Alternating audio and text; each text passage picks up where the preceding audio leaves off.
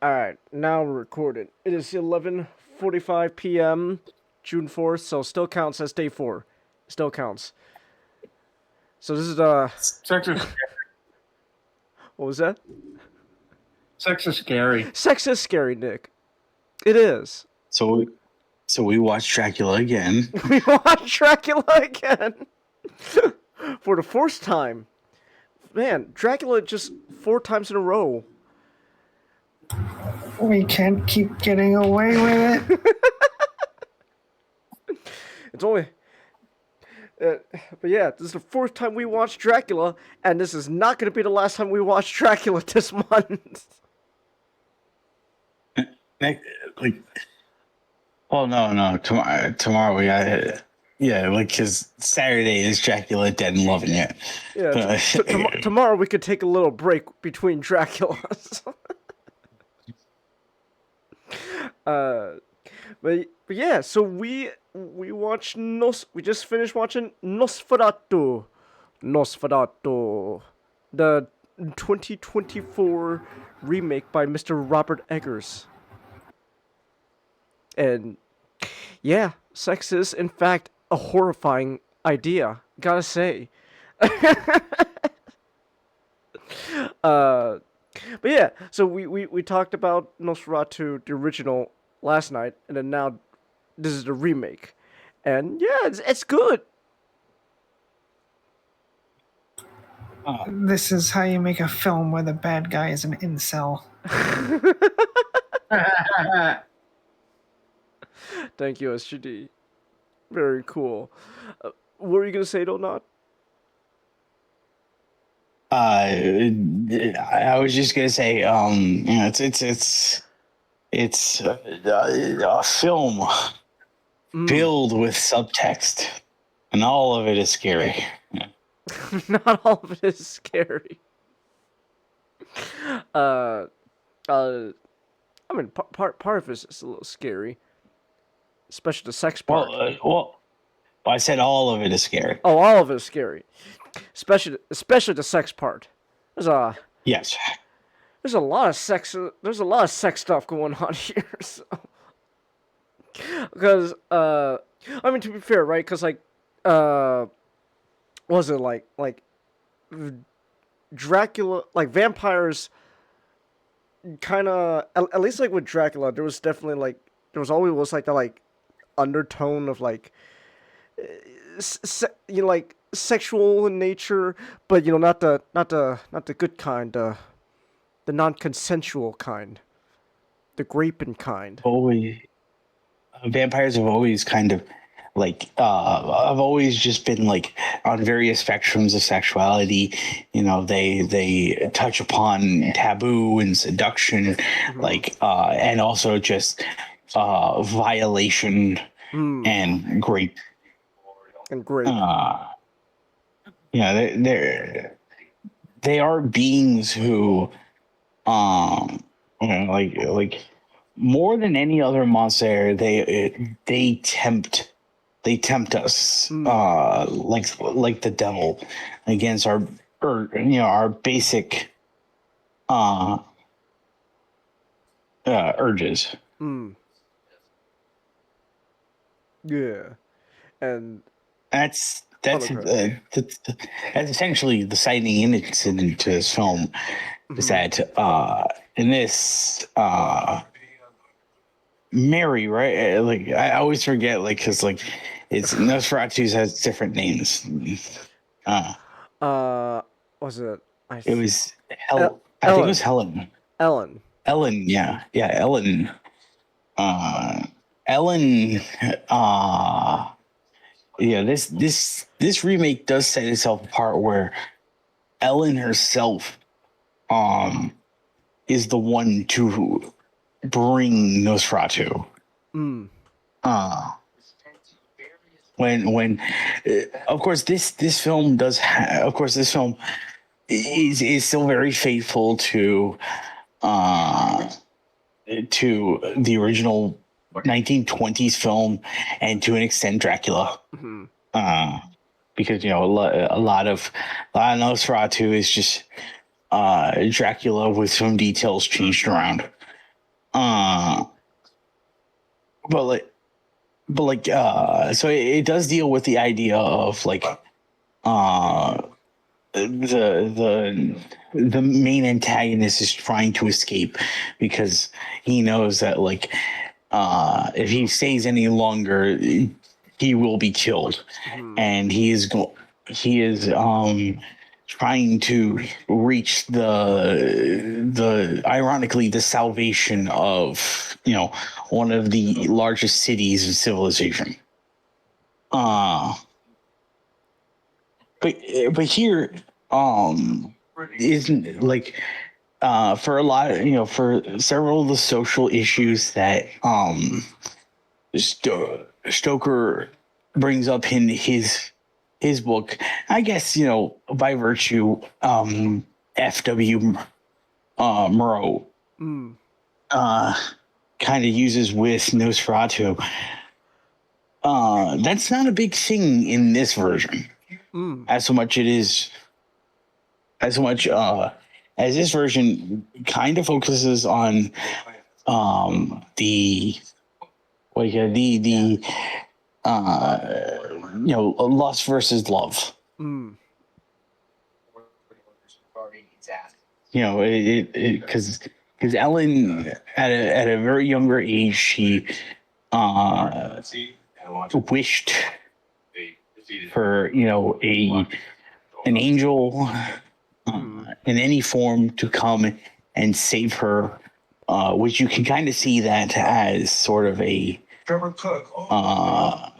like a sort of a criticism of the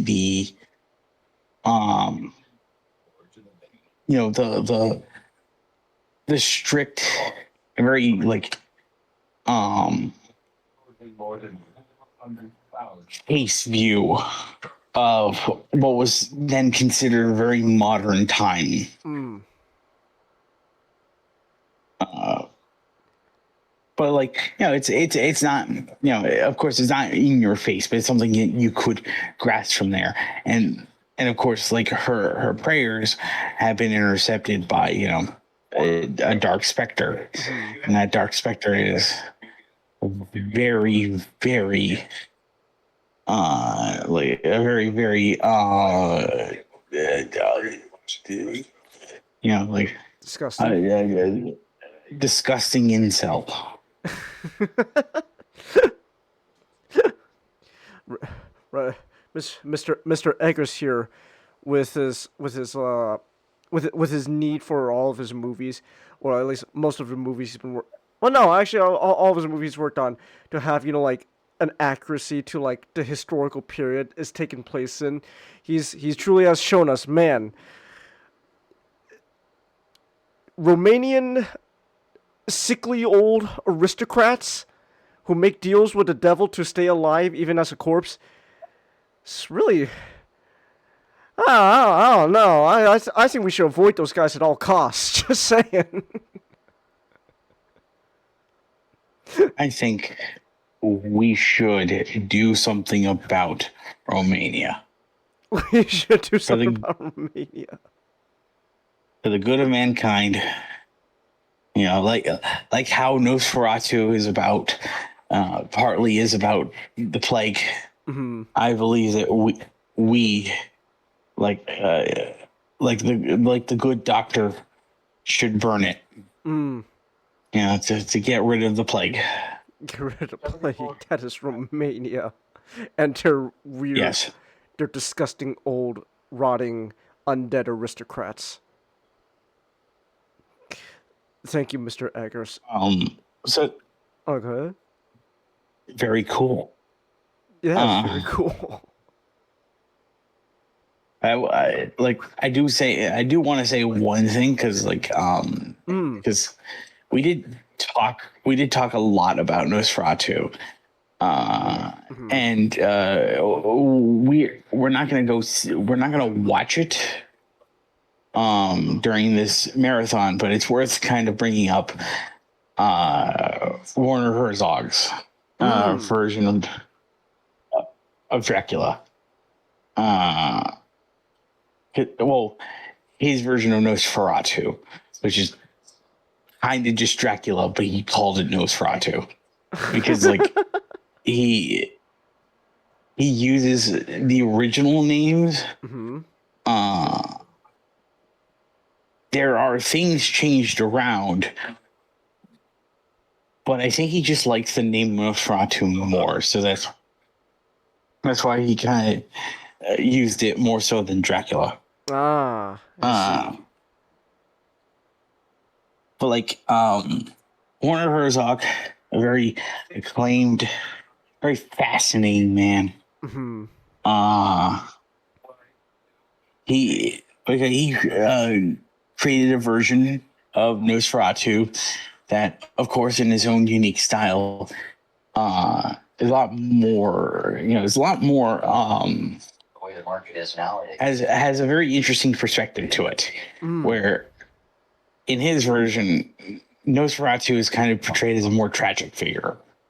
Oh, okay. Someone who wished for immortality, but kind of realized that the prices like what it took from him, a lot of what. So like, imagine a very earlier version of Francis Ford Coppola's Dracula, Okay. where there is that sense of him still being the antagonist, but he's still one of his goals is love. So and Robert Eggers, who is a very established filmmaker, who made his name known for movies like The Witch, and The Lighthouse, and the movie done beforehand, The Northman. Yeah. He has an affinity for like movies of the more historical bent, because he tended to, because he's not really interested in modernity, and B, he loves grander than life stories that were kind of crafted to be like, offerings to God. Oh. Sort of like Beethoven. Well, more like Bach. Oh. Okay. When he made his concerts, and such, that. And originally, Nosferatu was supposed to be his second feature, but he kind of had imposter syndrome. Kind of realizing, hey, I made a good, solid movie. I'm not. I'm not on the level of Herzog to kind of make a remake to an influential part of Dracula. So in the meantime, he created The Lighthouse and The Northman. Put a few more movies on his belt, and then afterwards he graced us with this, which as far to me, is very, very neck and neck with The Northman.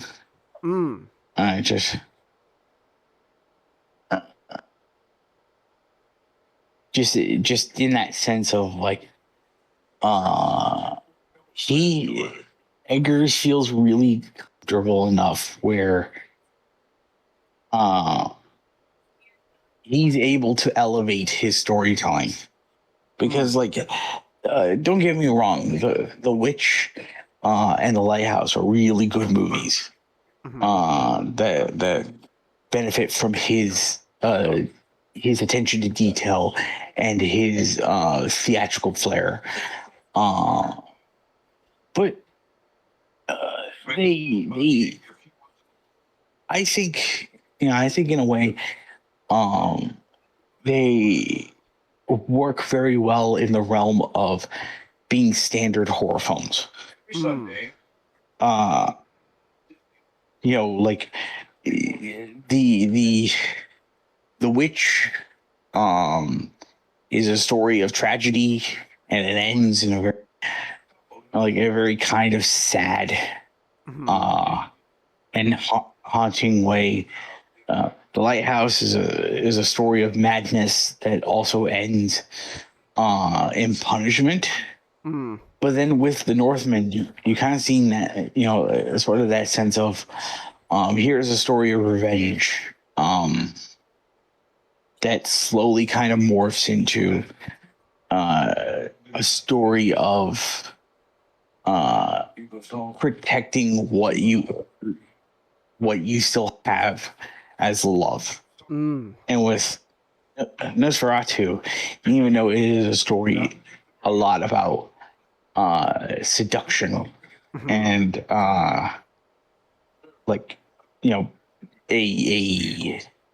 blood-sucking leech attaching itself to an innocent woman. This is very much a story. This is very much a story about how you could see this very much as a story about how you shouldn't blind yourself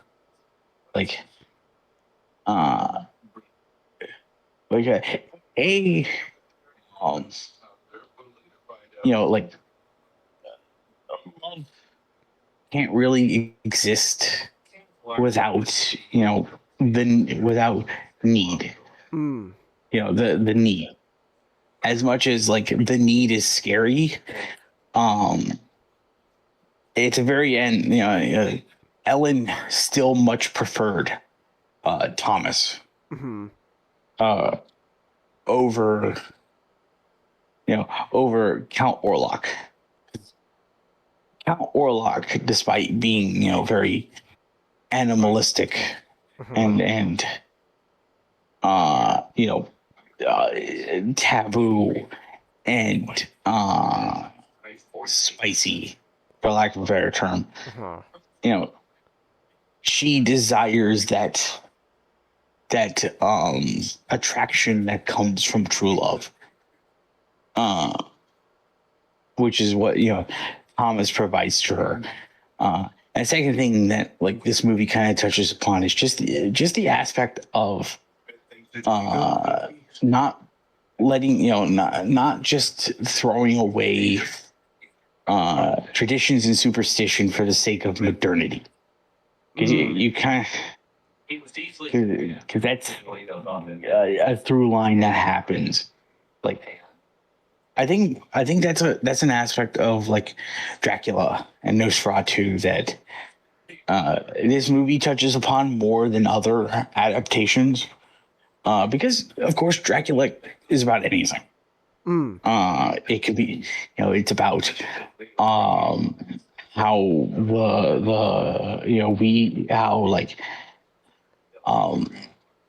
the need to keep some evils into the past for the sake of a brighter future, to be courageous in the face of pending doom.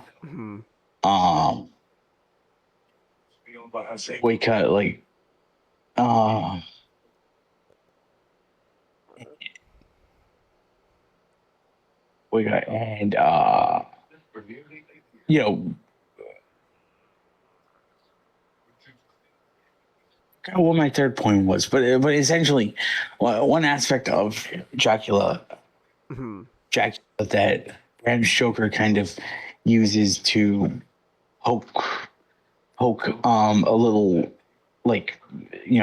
jab at the English is that he makes it a point that the reason as I've said originally in the beginning, the reason Count Dracula and Count Warlock are trying to escape the are trying to escape the rural country for the chance to be in civilization. One of the most civilized cities in the world. For Dracula's case, it's London. In this case, it's Weisberg, Germany. The reason for this is not only just because he gets much fresher meat, and he gets to spread his curse and his disease everywhere, but also just because, unlike the Romani of Transylvania, the people of West Europe are a lot less superstitious.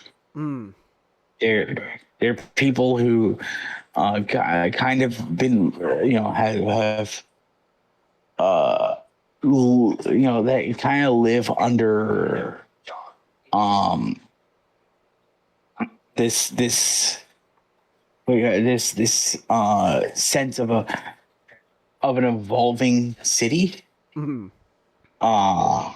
Like, as far as anything spiritual goes, it'll be like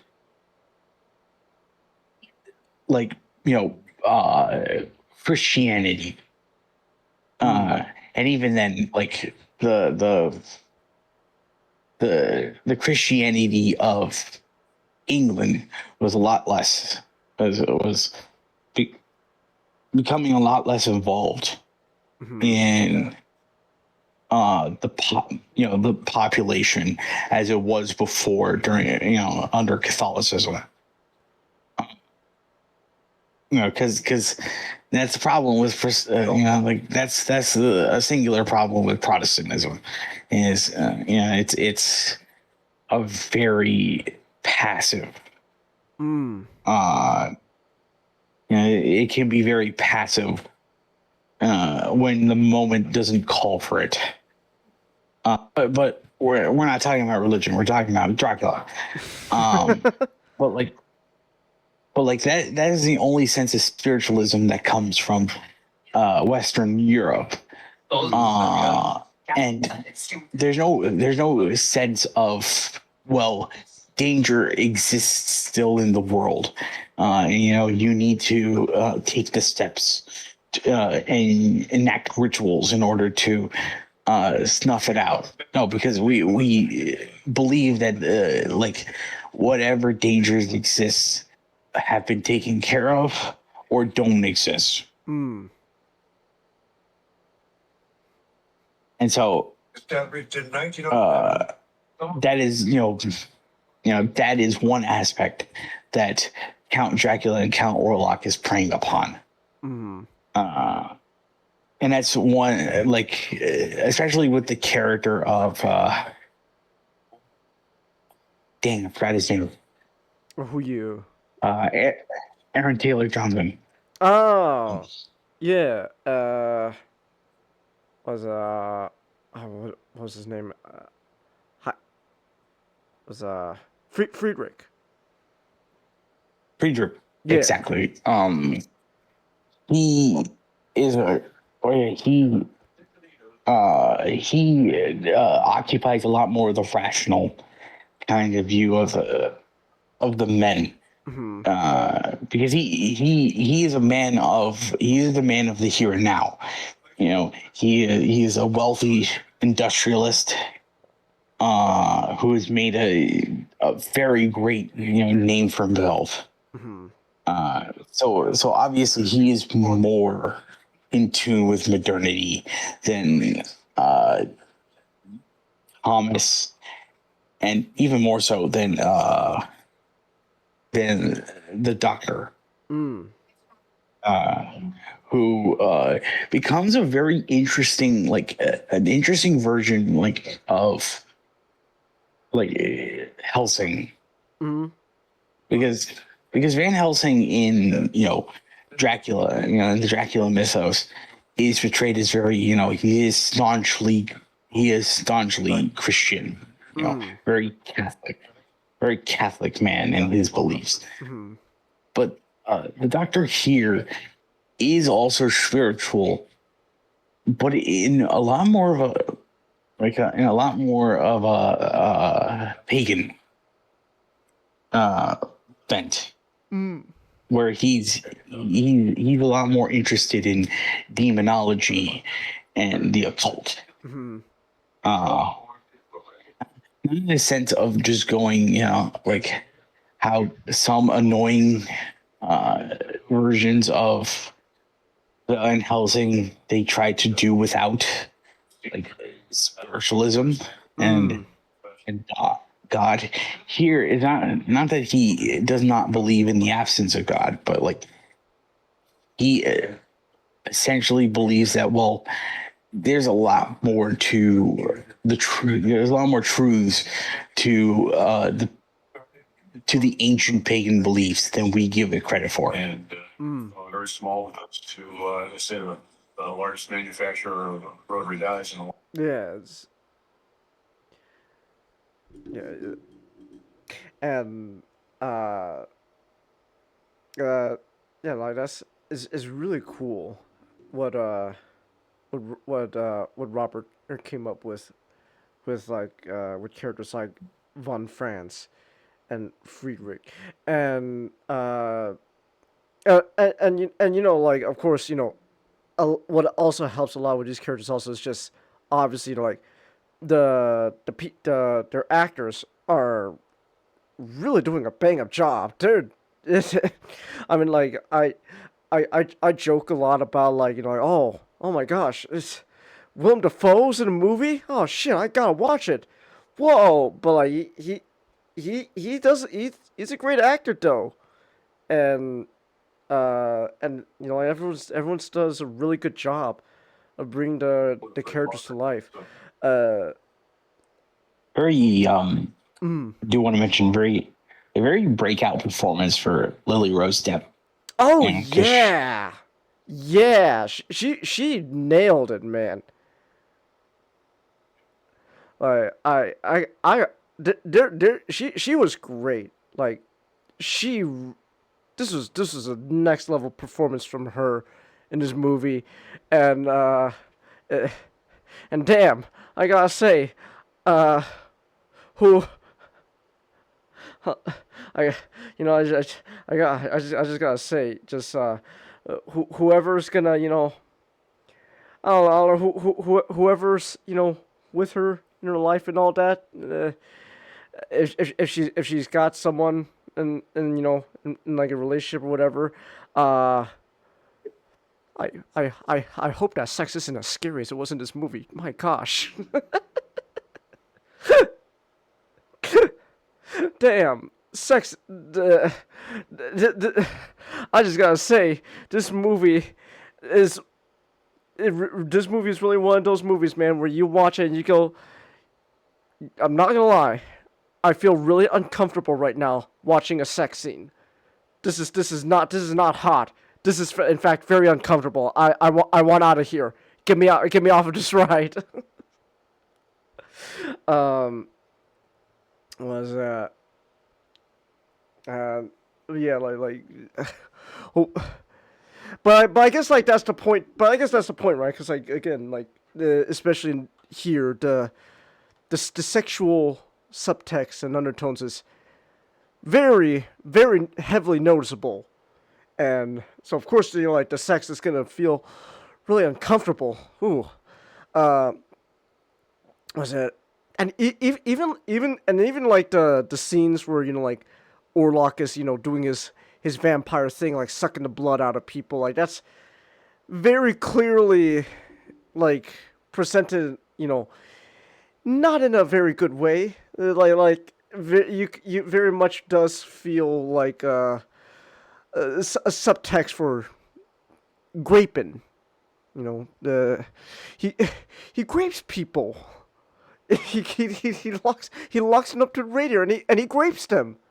So, uh, which I can also say, real quick, going back to like the performers and actors, Mr. What's his name? Uh, Hold on, is uh, damn it, not help me out. Which Skarsgård is it again? That wears the funny makeup? Billy. Billy, thank Woof. you. So, yeah, thank you. Not Billy Skarsgård. Oh my gosh, it's the clown from It. Whoa. Uh, yeah, he does a really good job at portraying Nosferatu here. I really gotta say, I really like the portrayal of like the Dracula Orlok figure, as again like almost like just like again, like just like just a very sickly old man, just a very sick, disgusting old man more than anything else. Like he's still a monster, like in the sense like oh he's gonna bite you in the neck and drain you of your blood and kill you, but like he's also just a monster in the sense like gosh you're just a disgusting old man who wants to be with this, who just wants to grape people. Ugh. Ugh. I think, like, because Max Schreck's version of Nosferatu, very iconic, because it looks very radish and very pale, just like those very animalistic features. But like this version of Nosferatu, it's not just he is pale and like skinny as a corpse, but also just like I mean, like he is a corpse. he is a corpse, exactly. But like your hair and your fingernails sort of like keep growing after you die. So like what little hair he has is still just growing. And it's like, you got that bushy ass mustache and that. This guy, his nails are just now just claws and talons. So, but also just like the detail in the makeup they put Billy in too, like to really sell the idea. This is Orlok here really is just straight up a walking corpse more than anything else. Is really cool. Like Mr. Eggers here really likes really knocks it out of the park a lot when it comes to like the makeup and costume. I mean, to be fair, all right, I'm giving credit to Mr. Eggers himself. Like, obviously, there's whole other group of people that worked on the movie behind that stuff. But I obviously I just need a name to slap on to give credit to. But like, no, like the makeup here in this movie is really good. Like, and again, it just really just sells the idea. Just Orlok is just somehow this rotting corpse is able to just walk around at night and just suck people's or drive their blood. And I also want to say like this is both with Nosferatu. This is mostly with Nosferatu, right? But like I feel like this is also just a thing I've been noticing in general when it comes to like recent adaptations of vampirism, like especially something like later on this month we're gonna be rewatching Sinners, right? And I could praise Sinners all day, but like it's something I noticed like also like there also like in Nosferatu, like just recent takes on vampires, how the just the action of the vampires biting people and draining their blood has become just more disgusting and overall like even like in the original Dracula movie, like Van Helsing's like oh you could see when Dracula bit this woman, he left like these two bite marks on the neck where the fang goes in, like like sucks them up. But then like recently it's more like when the vampire bites, like recent depiction when the vampire bites you, like they they bite into you like a fucking animal. Like you're like, and it's just something I noticed. It's really interesting more than anything else. Like, not uh like I guess it's just interesting how like the takes on vampirism, how they're portrayed, evolve over the years. How we're at this point now where the vampirism action has become more animalistic than anything else. I think that's just really cool. Uh, but and again, like is and I guess especially here in Nosferatu, that does add to like just depraved nature of Orlok, like how his action of sucking the blood can be, yes, it is very much supposed to represent, raping, but also like, like the monstrous act of it, like on top of that, like like an animal biting into you, just like, your blood isn't just, like sucked up neatly through like a little straw. It's like it's messy, it's disgusting. It's really interesting. So, yeah, like, so yeah, Nosferatu, 2024 Nosferatu. It's good. It's really good. Yeah. I'm with you now. Like, this is up there with like the Northman when it comes to like some of the best things Mr. Eggers has done, and not I know I know this month is supposed to be about vampires and all that, right? But like, and if this movie is anything to go by, I am really excited to see what Mr. Eggers got in store with that werewolf movie of his. I really want to know what that's gonna be like. Ah, this is gonna be really cool. A man is cornering the white woman romance department. He's gonna get all the monsters. It's gonna get all the monsters. Oh my gosh, I just got reminded. Like, I remember seeing on like Twitter a while back, like when Nosferatu first came out, like someone's like, "Oh man, like white women these days aren't true monster fuckers. Like they want to be like, like, ooh, the furries and all that. Nah. If you don't want to be with Nosferatu, with Count Orlok in this version of Nosferatu, then you're not a true monster fucker." Well, see, but yeah, good for you, Mr. Eggers. You go get that white woman demographic. They're just LARPing. Exactly, they're LARPing. So internet users are LARPers. The real monster effers are the ones in the bookstores. Is that true, SGD? You're so right. But yeah, so Nosferatu, it was really good. Damn, we've been recording now for a solid like 38 minutes. We had a lot more to say about this. Well, you not had a lot to say about this movie, that's for sure. Which don't get me wrong, I love. I love when you go off on movies like this. It's great, man. I love hearing what you gotta say. It's just because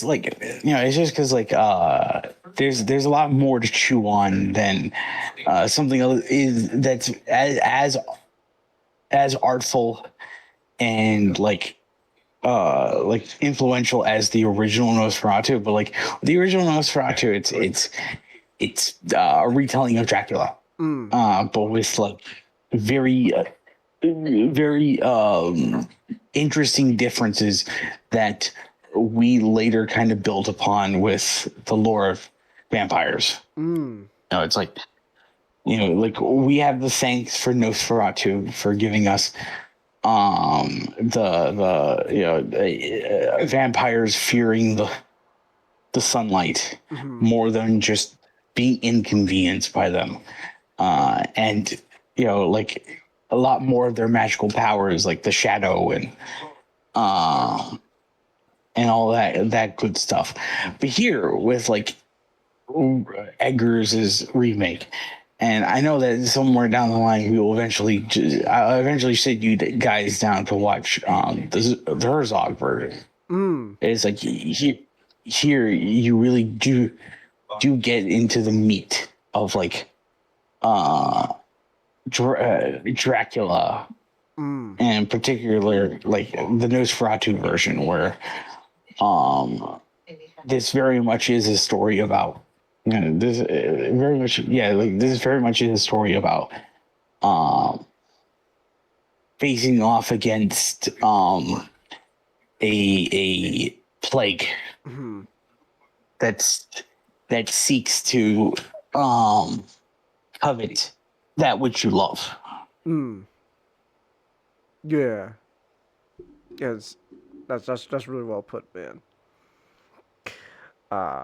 Yeah, no, yes, it's good. Nosferatu's good. So yeah. Anyways, in other words, 40 we've been recording for like almost 41 minutes now. This is all to say, Dracula for the first time this month. And it's only going to be more after this. So. But Oh, go ahead. but thankfully for our next movie, we're gonna see very old vampires having to deal with modernity, kind of realizing that they're just a bunch of awkward weirdos. Just a bunch of awkward weirdos. Man. Still not. Still, I'll save my full thoughts on that particular director tomorrow, because man, all I'm just gonna say is, what happened, man? I did not enjoy Love and Thunder. That was ass. That was absolute ass, YTD. But hey, at least tomorrow's movie won't be ass. So yeah, look forward to what we do in the shadows tomorrow. So, uh, uh, I oh yeah, I guess real quick, you got any last things you want to say about Nosferatu, Nick? Not really. Not really. Okay. What about you, SGD? You got any last words? No. No. All right. Cool. All right. So yeah, what we do in the shadows tomorrow.